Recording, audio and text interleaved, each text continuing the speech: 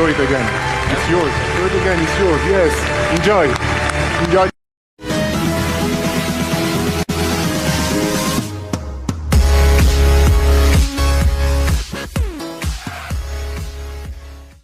My dream was to play in the first division, you know, at professional football.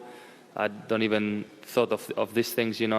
I was a kid watching Messi and Cristiano lifting these kind of trophies every year, and my dream was to play one day with them, never to stand here talking to you right now. So this talks about that is a process, you know. I mean, I said, I think in the Euros, I think when I never put a target on myself to be this kind of player, you know. If you see the mountain, if you're in the low back, of course it's going to be very, very high. But if you have like small goals every day in your life, you will increase your level. One day you will be, oh, I'm very high, you know. And this is, I think, what happened. I never think of winning a ballon d'or, but the last years, I think I perform in the highest level of football. Let's take a look at the reason why Rodri won the award then. He played 63 games and had 26 goal involvements. Those stats contributed to 4 major honours won by the midfielder.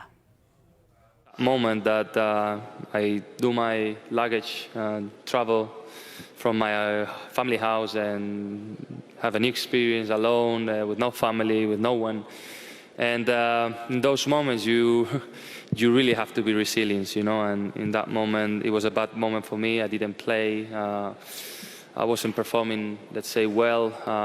I was at the age of 17, and you know, at that age, there's a guy who was sitting there that was nominated in the Ballon d'Or, and I was playing not even in second division or third, you know. So I really thought that my team was going into an end, and that call to my father was important.